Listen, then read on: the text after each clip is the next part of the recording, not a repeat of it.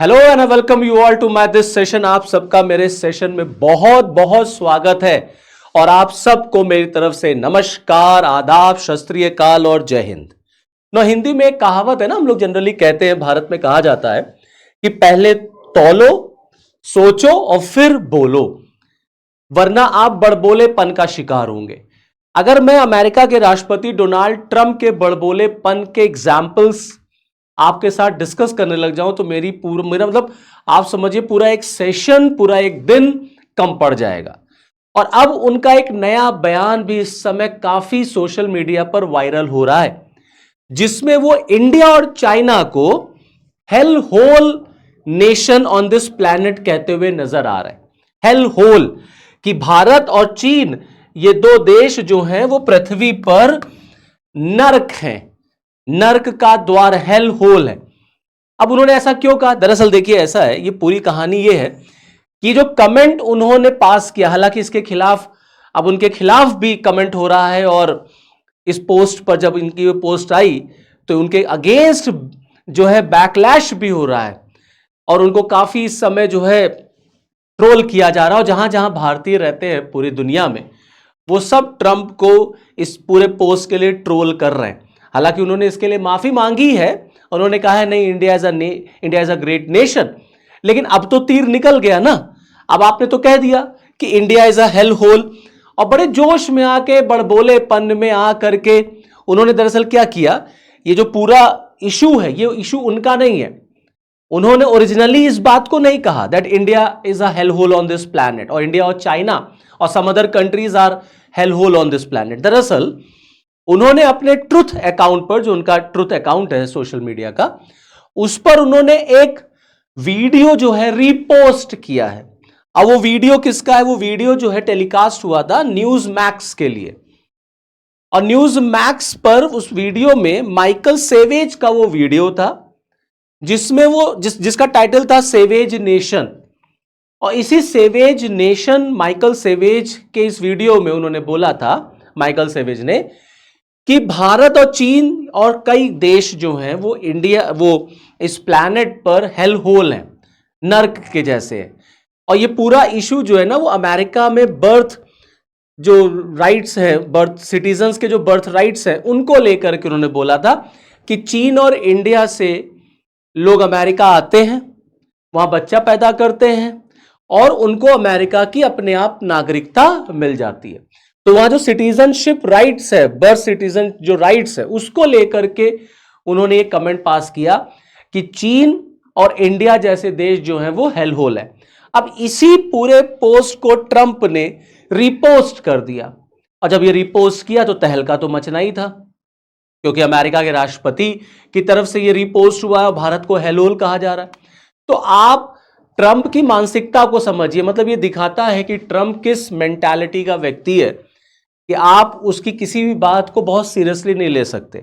वो कभी सुबह कुछ कहता है, शाम को कुछ कहता है, रात में कुछ कहता है, अपनी बातों को 10 बार पलटता रहता है।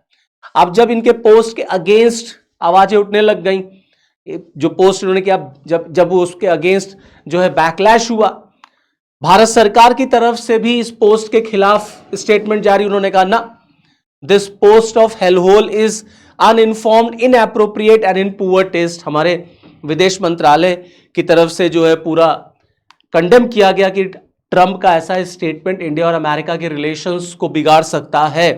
और पूरी दुनिया में जहां जहां भारतीय रहते हैं, उनके इमोशंस इससे हर्ट हुए हैं, और जो इंडियंस अमेरिका में रह रहे हैं, उनका कंट्रीब्यूशन जो है वो अमेरिकन गवर्नमेंट को याद रखना चाहिए।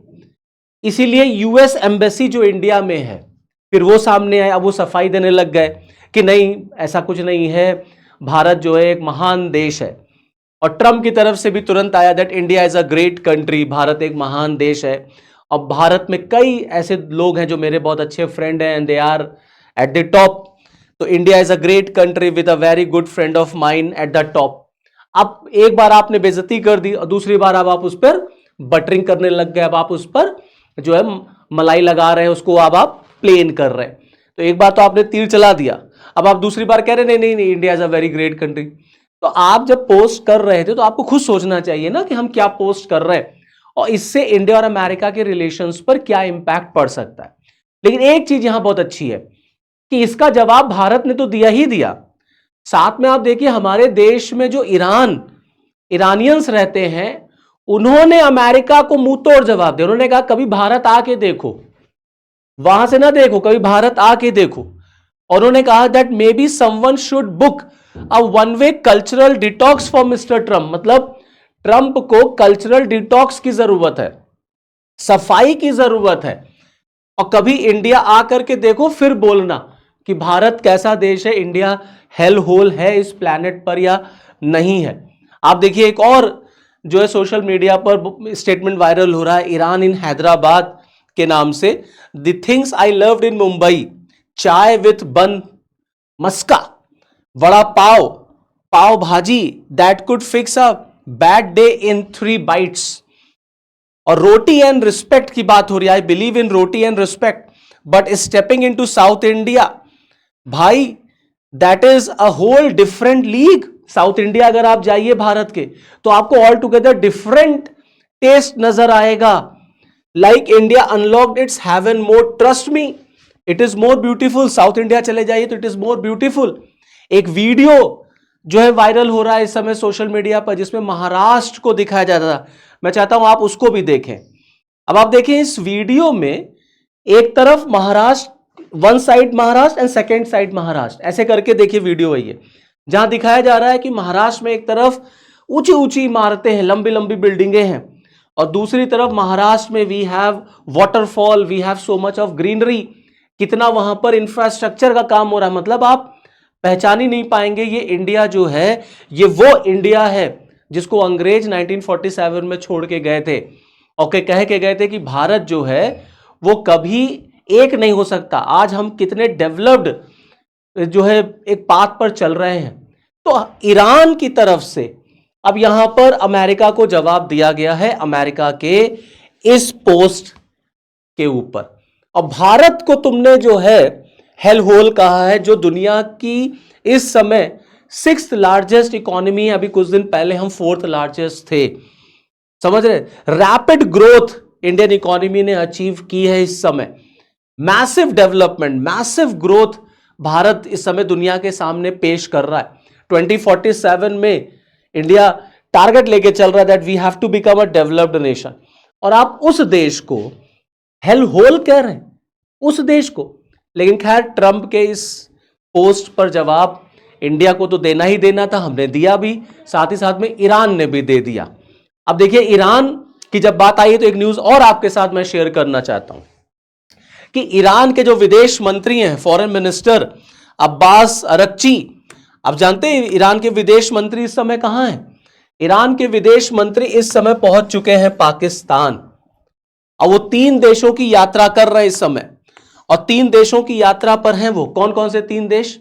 वो पाकिस्तान जाएंगे, ओमान जाएंगे, और फिर वो रशिया जाएंगे। तो 3 देशों की यात्रा ईरान के फॉरेन मिनिस्टर को करनी है, पाकिस्तान, ओमान एंड रशिया। ये उस समय यात्रा हो रही है जब अमेरिका और ईरान के बीच में ये स्पेकुलेशन है, ये एक तरीके से लोग एप्रीहेंड कर रहे हैं, उम्मीद लगाए बैठे हैं कि पाकिस्तान में अमेरिका और ईरान के बीच में सेकेंड राउंड ऑफ टॉक्स हो सकते हैं। उस बीच में Iranian foreign minister is in Pakistan, और उनको ओमान, उनको रूस भी जाना है। तो ये दिखा रहा है कि अब वो पाकिस्तान में अगर है तो वो किस लिए आए होंगे, क्योंकि ईरान ने ऑलरेडी मना कर दिया था that Iran is not going to become a part of the second round of talk. Iran ने साफ साफ कह दिया भाई हम जो है तुमसे सेकेंड राउंड ऑफ टॉक नहीं करेंगे, क्योंकि फर्स्ट राउंड ऑफ टॉक तो फेल हो गई। और उसके बाद अमेरिका ने स्ट्रेट ऑफ हार्मुज को ब्लॉक कर लिया, और जब ईरानियन फॉरेन मिनिस्टर पाकिस्तान में हैं तो ट्रंप ने भी विटकॉफ को और कुशनर को पाकिस्तान रवाना कर दिया कि जाओ तुम लोग भी जाओ पाकिस्तान।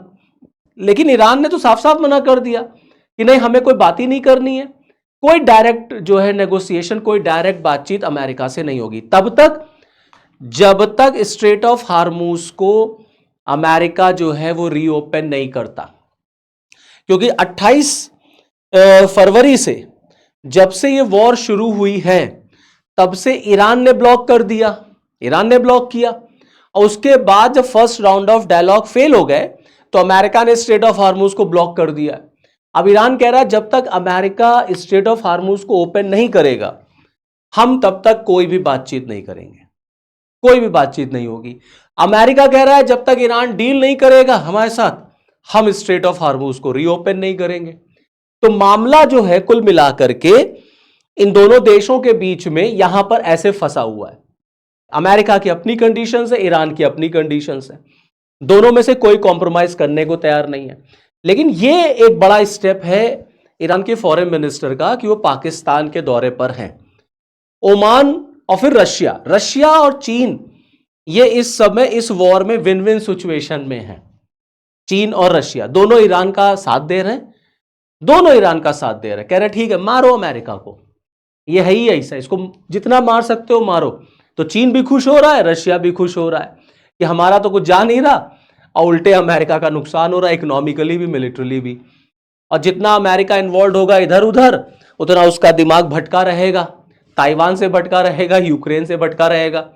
तो चीन और रशिया जो है वो ईरान को पूरा साइकोलॉजिकली कह लीजिए, इकोनॉमिकली कह लीजिए, मिलिट्रली कह लीजिए, जबरदस्त हेल्प कर रहे हैं।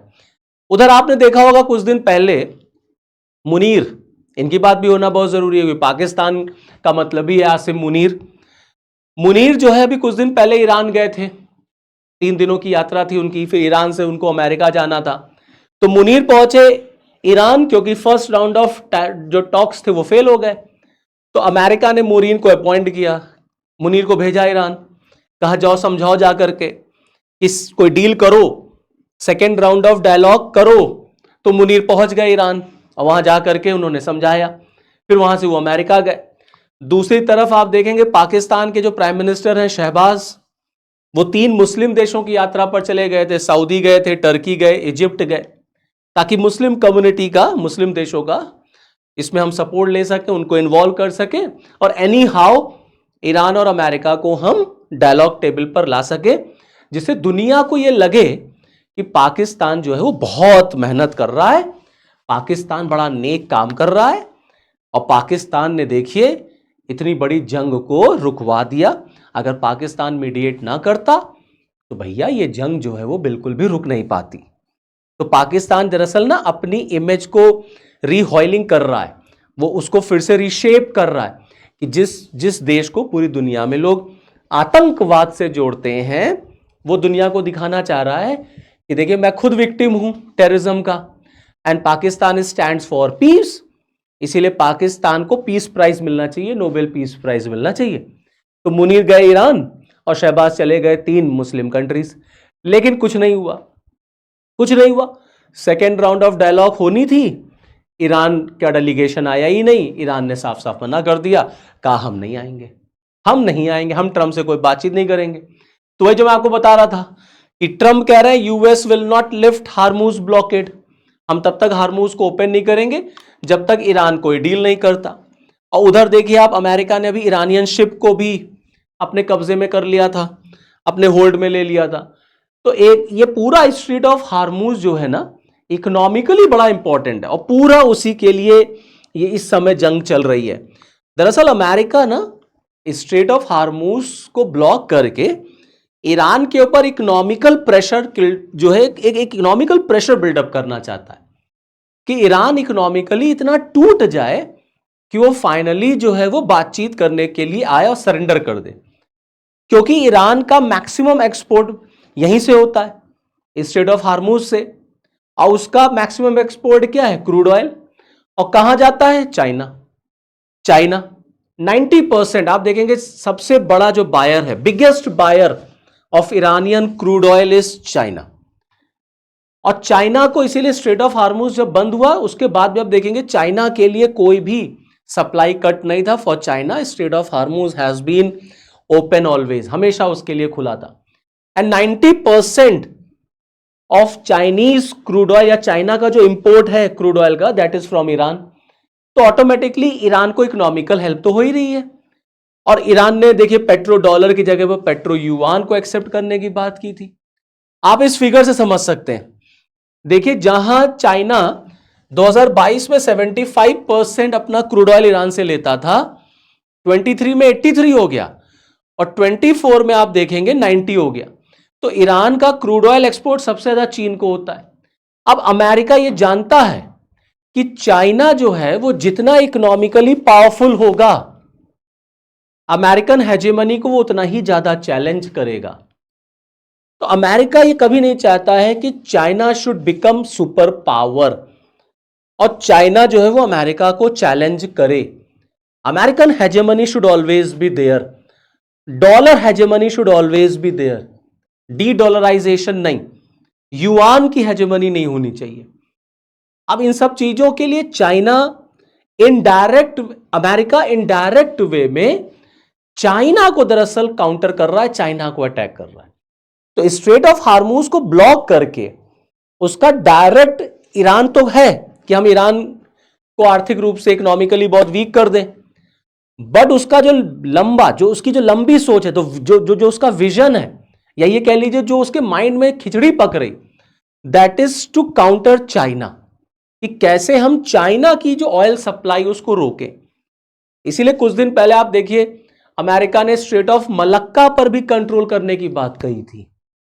तो अमेरिका इसी तरीके का काम करता रहता है, दुनिया भर को उसने परेशान कर रखा है अपने डायलॉग से, अपने काम से। अब नया डायलॉग आ गया कि India and China both are hell hole on this planet. तो चलिए फिर इस वीडियो में इतना ही, फिर नेक्स्ट वीडियो में आपके साथ फिर मिलूंगा। तब तक के लिए मुझे दीजिए इजाजत। नमस्कार, जय हिंद।